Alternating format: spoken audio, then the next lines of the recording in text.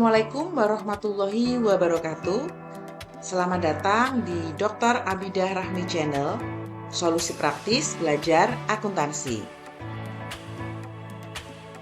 Di video kali ini kita akan belajar mengenai praktek menyusun jurnal penyesuaian. Agar materi ini bisa lebih bermanfaat, jangan lupa untuk subscribe, like, and share ya teman-teman ya. Tips and tricks dalam menyusun jurnal penyesuaian telah kita bahas pada video sebelumnya. Untuk link tips and tricksnya sudah saya cantumkan dalam kolom deskripsi di video ini ya. Nanti bisa dicek dan dipelajari kembali. Dalam menyusun jurnal penyesuaian, kita bisa melihat dari kolom neraca saldo, kemudian kita juga bisa melihat juga untuk data penyesuaian di akhir periode. Nah, ini adalah cuplikan dari siklus akuntansi pada video kita sebelumnya, yaitu pada perusahaan jasa konsultan Arhan Faras Aryasyaka. Berikut untuk neraca saldo per 31 Desember 2023. Nah, kemudian untuk informasi penyesuaian di akhir tahun 2023 dijelaskan sebagai berikut. Ada 5 poin. Nah, ini nanti akan kita praktekkan dalam menyusun jurnal penyesuaian. Untuk yang pertama, dari perhitungan fisik terhadap persediaan perlengkapan diperoleh informasi bahwa persediaan perlengkapan pada akhir tahun berjumlah Rp900.000. Bagaimana kita menyelesaikannya? Yang pertama adalah kita lihat dulu di kolom neraca saldo untuk akun perlengkapan kantor. Kita lihat perlengkapan kantor. Di neraca saldo, akun perlengkapan kantor berada di sebelah debit sebesar 3.200.000.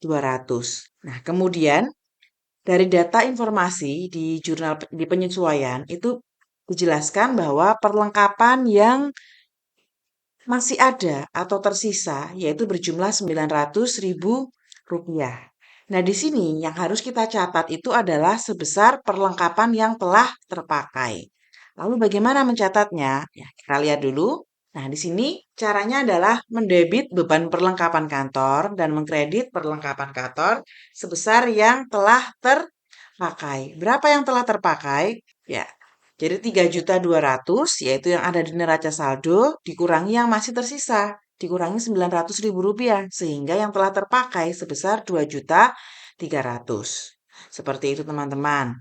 Mudah bukan? Oke. Selanjutnya untuk yang kedua, bunga wesel yang terutang pada akhir periode berjumlah Rp1.200.000.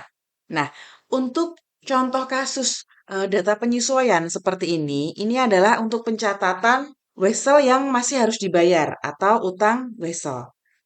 Utang bunga wesel gitu ya. Nah, sehingga nanti yang ditulis itu adalah sebesar yang masih terutang. Nah, penyelesaiannya adalah seperti ini. Jadi yang kita catat yaitu dengan mendebit beban bunga dan mengkredit utang bunga sebesar bunga yang masih terutang. Di sini adalah bunga pada bunga wesel. Sehingga caranya adalah bisa teman-teman lihat yaitu mendebit beban bunga dan mengkredit utang bunga sebesar Rp1.200.000, yaitu sebesar bunga wesel yang masih terutang. Nah, kemudian selanjutnya adalah asuransi dibayar di muka yang telah terpakai berjumlah Rp110.000.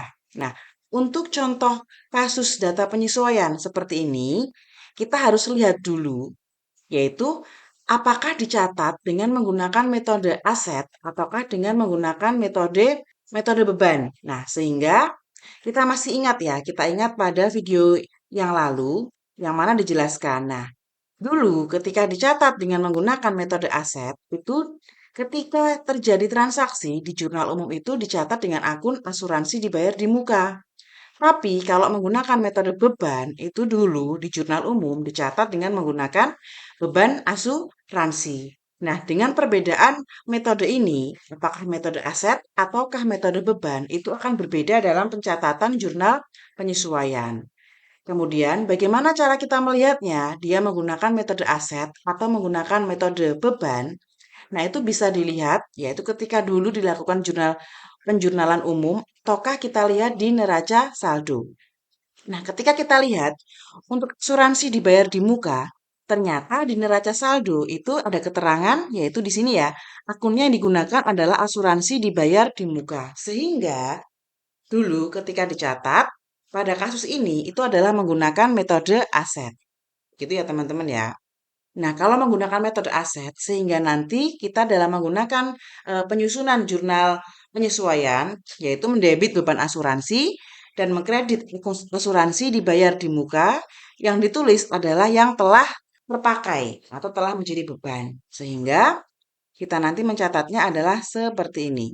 Mendebit beban asuransi dan mengkredit asuransi dibayar di muka sebesar yang telah terpakai, yaitu Rp110.000. Nah, seperti ini. Bisa dipahami bukan? Oke, kita lanjutkan ya.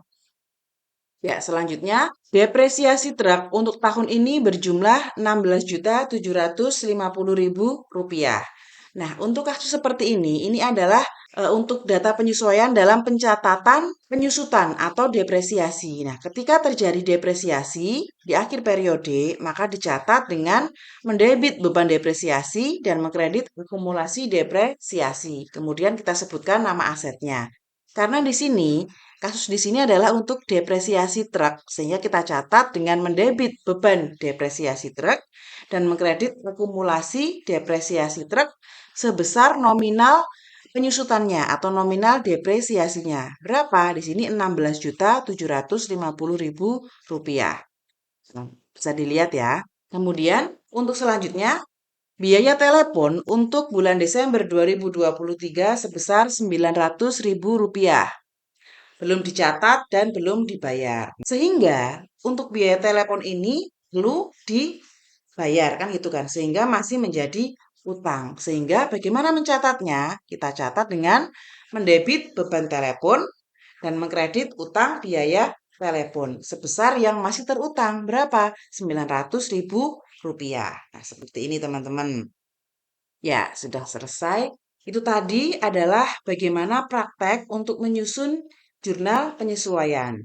Nah, untuk tips and triksnya, tadi sudah saya jelaskan ya, telah saya cantumkan dalam kolom deskripsi di video ini. Jadi bisa lebih dipelajari lagi. Terima kasih. Cukup sekian untuk video kali ini. Semoga bermanfaat. Dan agar lebih bermanfaat lagi, jangan lupa untuk dibantu subscribe, like, and share ya. Sampai jumpa di video selanjutnya. Terima kasih. Wassalamualaikum warahmatullahi wabarakatuh.